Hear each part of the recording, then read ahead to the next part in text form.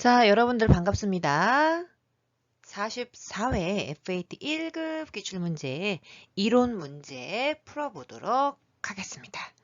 자, 조금 어려운 게 있을 수도 있어요, 여러분들. 그런데 15문제를 시간이 다 풀 수 그러려면 좀 실기를 빨리 하셔야겠죠, 여러분들. 그죠? 자, 1번부터 한번 천천히 풀어보도록 하겠습니다. 아래 문제에서 특별한 언급이 없으면 이 부분은 한 번만 읽고 이제 앞으로는 읽지 않겠습니다, 여러분들. 보고기간은 매년 1월 1일부터 12월 30일까지입니다. 또한 기업은 국제기업 회계 기준이 아닌 일반 기업 회계 기준 및 관련 세법을 계속적으로 적용하고 있다고 가정하고 물음에 가장 합당한 답을 고르시기 바랍니다. 자, 1번 들어갈게요. 일단 밑줄 재무상태표에 대한 설명으로 바르게 말한 학생을 찾는 것이었습니다. 자, 한국 가보도록 할게요. 자산과 부채는 유동성이, 자, 일단은 여기서 틀렸습니다, 여러분. 유동성이 큰 것부터. 그죠, 여러분들? 큰 항목부터 배열하는 것을 원칙으로 합니다. 그래서 여러분들, 우리 왜 계정 과목 및 적요 등록 기억나시죠? 번호 누르면 슝 하고 날아가는 거. 그래서 101번이 현금입니다. 그러니까 1등이 현금 그 자체, 유동성이 제일 높은 아이가 되겠죠? 왜요? 유동성 배열법에 의해서. 그래서 한국자 들어간 건 다 틀려요, 여러분. 그래서 공부하실 때 여러분들 이렇게 푸셔야 돼요. 그럼 정답은 3번 아니면 4번이죠. 그럼 회계나 사회만 보시면 돼요. 이해되셨나요? 그런데 이제 저하고는 공부를 충분히 하고 가야 되니까 여러분들은 시험장 가셔서 그렇게 푸시고요. 저는 다 풀어보도록 할게요. 자산부채 자본으로 구분하여 표시합니다. 네, 맞습니다. 공인 맞고요. 회계. 일정 기간에 경영 성과를 나타내기 위한 재무보고서입니다. 자, 여러분 여기서 틀렸죠, 여러분들. 경영 성과를 나타내는 건 손익계산서죠. 손익계산서. 여러분들은 다 써주세요. 저는 약자만 쓰도록 하겠습니다. 손익계산서. 그럼 여러분, 재무상태표는 뭘 알려주는 장부죠? 그렇죠. 그 회사 내 재산. 기억나세요? 심화과정 했을 때 눈에 보이지 않는 것도 포함된다고 제가 말씀드렸죠. 자산, 부채, 자본에 대한 정보를 알려주는 장부다. 그렇게 이해하시면 됩니다. 그래서 정답은 일단 4번이 정답입니다. 자, 사회 한번 읽어볼게요. 비유동자산은 투, 유, 무, 기타의 비유동으로 구분합니다. 맞았습니다. 자, 2번 들어가 보도록 할게요. 다음 중 결산 시 자본에 영향을 주지 않는 거래죠, 여러분. 자, 여러분 요런 공부하실 때는 어떻게 하셔야 되냐면 저랑 자본을 했습니다. 그죠? 5개의 방이 있었죠. 그 중에서 자본금이랑 자본이랑 헷갈리시면 안 돼요, 여러분. 그죠? 자본 안에 자본금이 있는 건데 지금은 얘에 대해서 묻는 겁니다. 이해되셨죠? 자, 자본의 영향을 주지 않는 거래는 자, 일단은 3번이에요. 일단 볼게요. 미지급금은 보통예금 계좌에서 이체하여 지급하였다 라고 되어 있습니다. 그죠, 여러분들?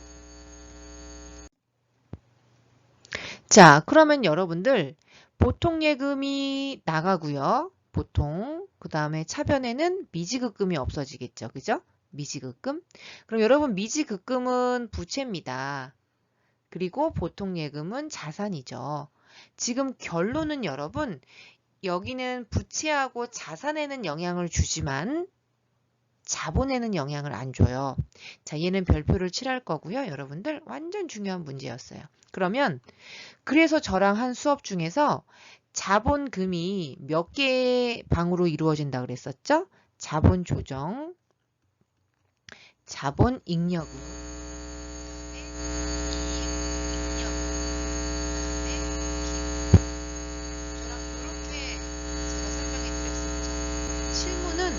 자본금이랑 이익잉여금만 있다고 말씀드렸어요. 실무는 대기업만 5개의 방이 다 있는 거고, 그러면 여기서 중요한 건 뭐냐면 이거 보세요, 여러분들. 1번. 자, 감가상각비를 계상했어요. 그러면 비용이 늘어나겠죠. 그렇잖아요? 여러분 2번 보실래요? 매출원가를 인식했대요. 그럼 얘도 비용이 늘어나겠죠. 그치요? 그 다음에 기간 경과분에 대한 미수 이자를 계상했대요. 그럼 얘도 뭐예요? 이자.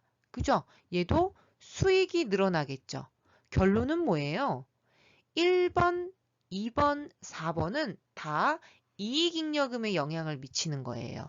그럼 자본 안에 누구 있어? 여기 이익잉여금이 있잖아요. 영향을 미치겠죠. 이 이익잉여금은 어떻게 구했으니까? 수익에서 비용을 뺀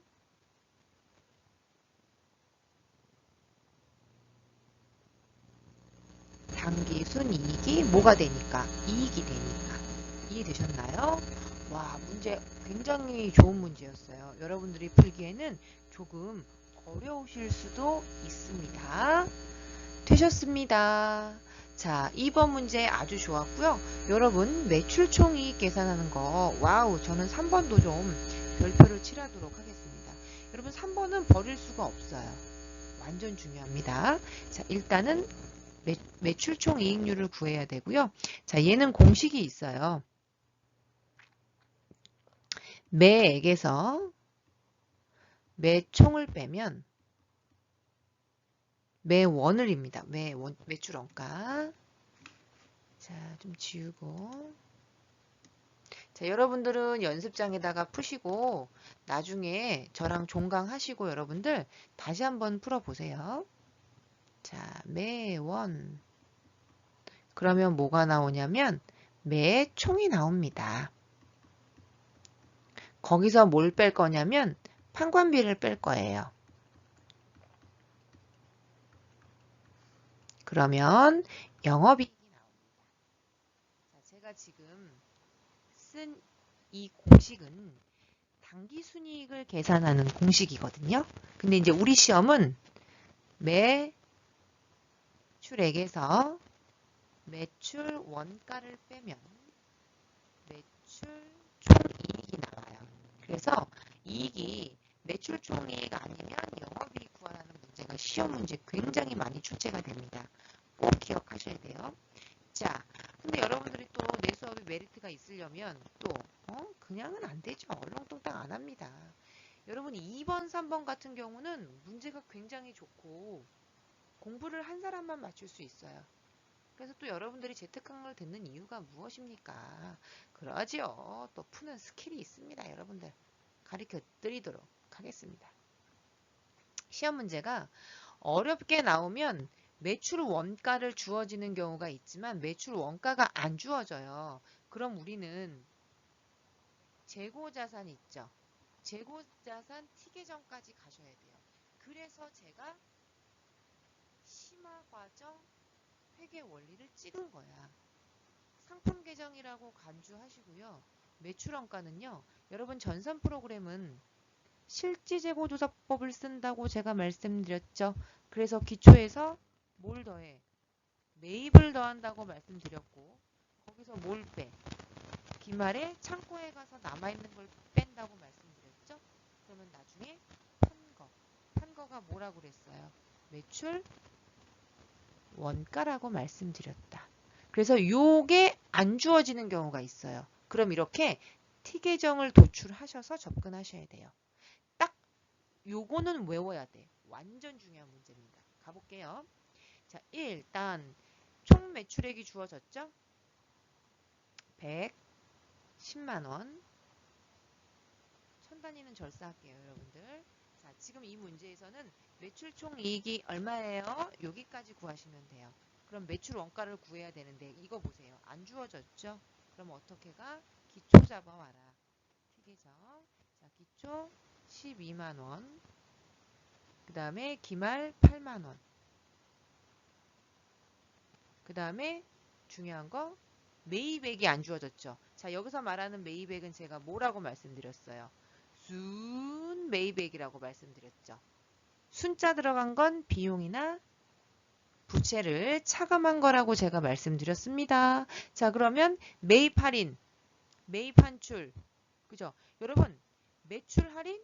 매출 할인이 헷갈리시면 안 돼요. 자, 매출 할인, 매출 애누리도 빼야지. 어디에서? 총 매출액에서. 왜냐면 얘가 순 매입액이면 얘도 순 매출액이거든요.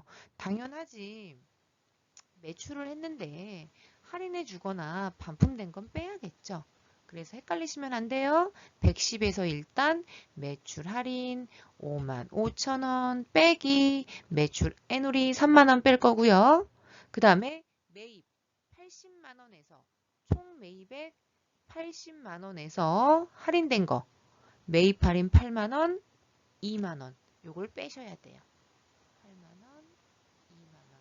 그리고 조심할 건 혹시 매입 시점에서 발생한 운반비가 있었다 그러면 얘는 운반비는 더하시면 됩니다. 다 있어요. 근데 이제 이 문제에서는 운반비는 없어서 조금 지저분한데 자, 이렇게 하셔서 여러분 차변을 먼저 좀 더해 볼까요, 여러분?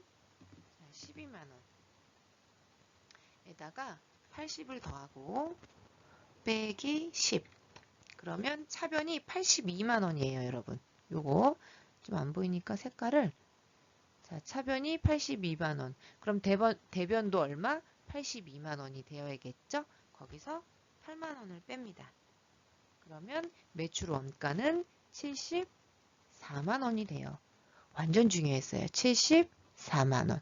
그럼 우리는 순 매출액만 구하면 되겠네요. 110에서 55,000원 빼고 3만원 빼자. 그러면 101만 5천원이 될 거예요.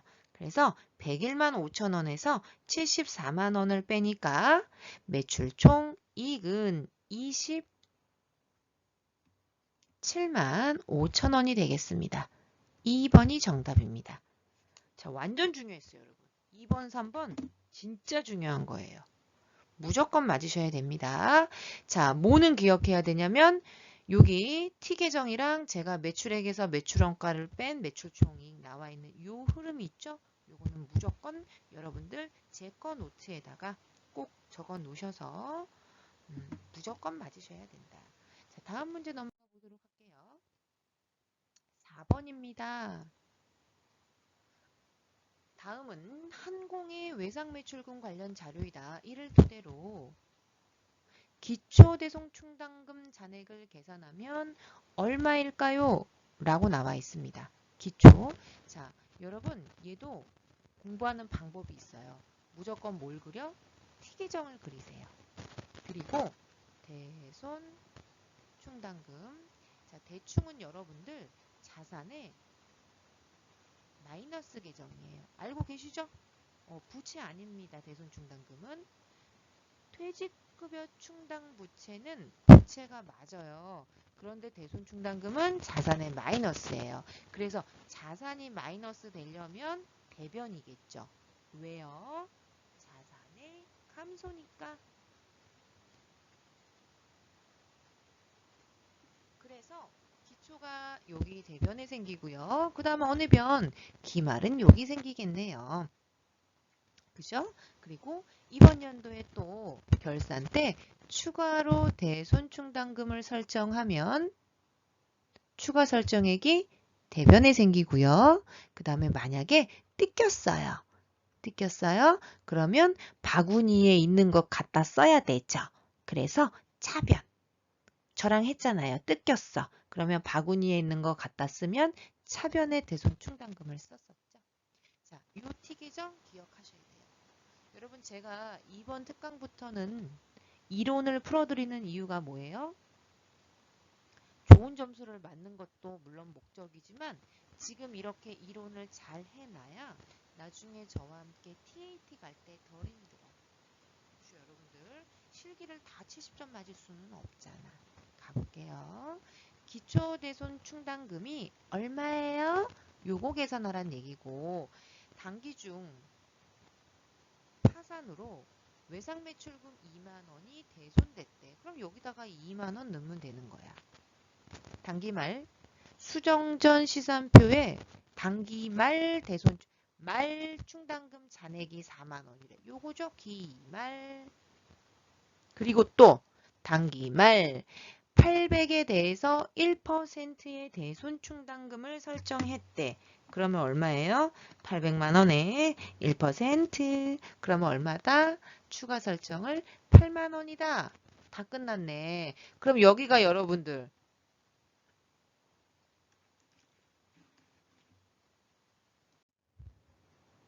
어이쿠. 제가 여러분 요쪽으로 풀었네요. 자, 이거 좀 지울게요, 여러분들. 자, 다시 설명해 드립니다. 제가 잠깐 착각을 했어요. 자, 요게 중요하죠, 여러분들. 요거 가봅시다. 단기말 외상매출금 현재 잔액 800만 원에 대해서 대손을 예상하다라고 나와 있죠. 그러면 뭐가 중요하냐면 요 기말이 퍼스트로 푸셔야 돼요. 왜 그러냐면 잘 보세요. 요 기말 잔액을 유추하는 방법은 우리 왜 자동 결산할 때 매출 채권 잔액의 몇 %? 그죠? 매출 채권 잔액의 지금 이 시험 문제에서는 1%를 설정하래요. 그러면 800만 원에 1% 하니까 얼마예요? 예, 기말은 8만 원이 되어야 돼요. 요거 되셨죠? 아니야, 이제 이해시켜 드릴게요. 그러면 차변이, 아이고. 차변이 8만 원. 그러면 8만 원에서 2만 원 더하니까 얼마예요? 10만 원. 그죠? 그럼 대변도 10만 원 돼야 돼요. 그런데 우리 왜 보증법에 의해서 단기 말에 대손충당금 잔액이 4만 원이 있었다라고 되어 있죠, 여러분. 그죠? 그러면 저번에 설정하고 남아있는 금액이 4만 원이 있다는 얘기예요. 여기다가 넣으셔야 돼요. 이거 꼭 기억하셔야 돼요. 자, 뭐부터 계산한다? 퍼스트. 기말 잔액을 먼저 계산하셔야 돼요. 그 다음에 남아있다라는 거는 뭐냐면 쓰고 남아있는 거 얘기하는 거잖아요. 그죠? 여기 추가자 빼버리고 여러분들 그냥 설정으로 기억하셔도 돼요. 4만 원이 남아있는 거예요. 그러면 차변과 대변이 무조건 일치해서 10만 원이 돼야 되는데 지금 대변에 4만 원밖에 없죠. 그럼 여기 차변에 얼마가 되어야 되죠? 6만 원이 되어야 되죠. 별표 해놓으셔야 됩니다. 완전 중요했어요. 자, 5번 가보도록 할게요. 다음 자료에 대한 회계 처리로 옳은 것은 이라고 나와 있고요. 항공은 유가증권 시장에 상장되어 있는 공인의 주식 1000주를 주당 7,000원의 장기 보유 목적 밑줄 긋도록 하겠습니다. 여러분, 장기 보유 목적이 나오면 우리는 다 뭘로 갈 거냐면 매도 가능증권으로 갑니다. 단기면 단기 매매증권.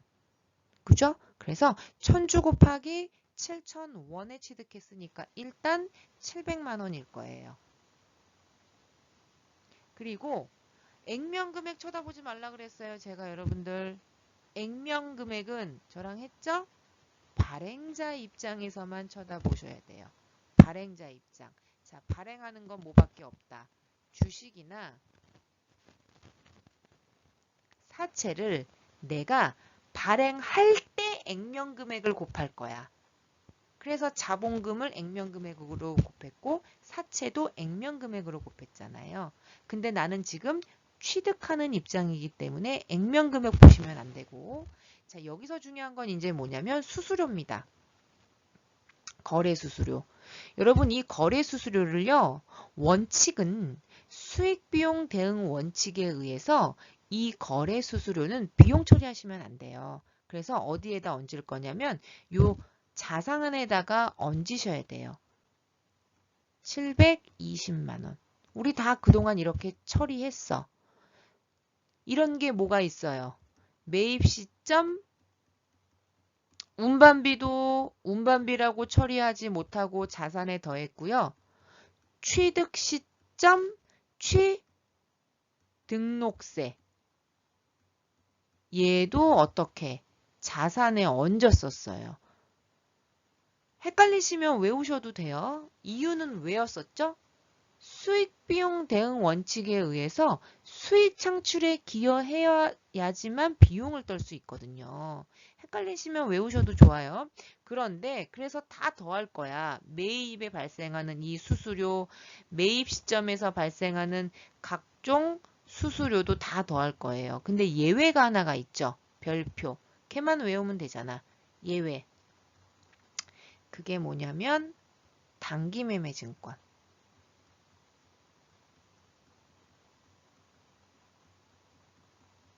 취득 시 수수료입니다. 얘는 또 특이하게 900번대로 수수료를 쓰셔야 돼요. 완전 중요했죠, 여러분들 이거.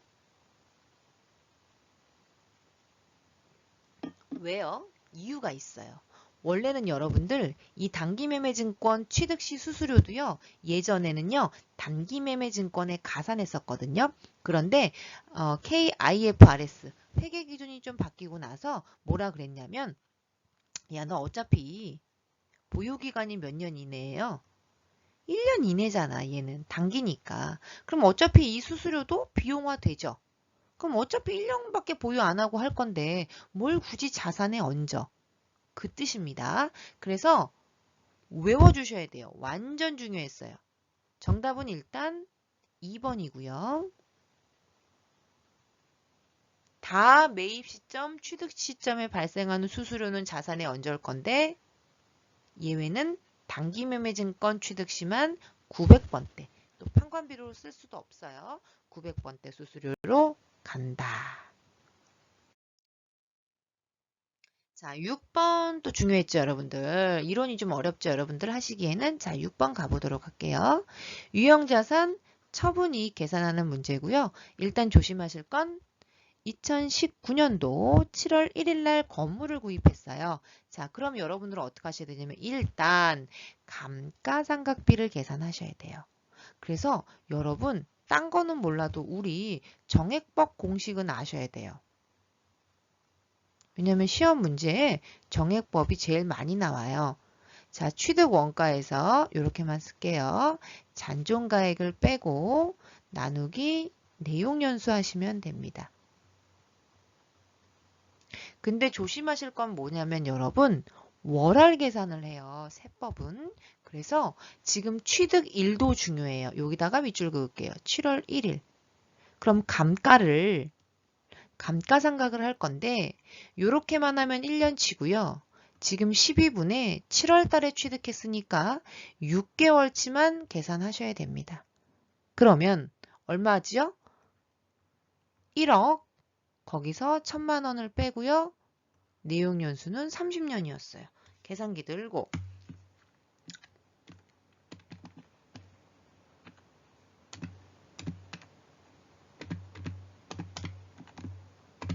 그러면 여러분들 150만 원이 되겠네요. 그죠? 요거 기억하셔야 돼요. 그래서 감가상각 누계에게 자 분기를 좀 다 해드릴게요. 2019년도 12월 31일 차변의 모 감비 150 감상루 150 그랬다가 여러분 요거 날짜 보세요. 2020년 6월 30날 또 처분했죠.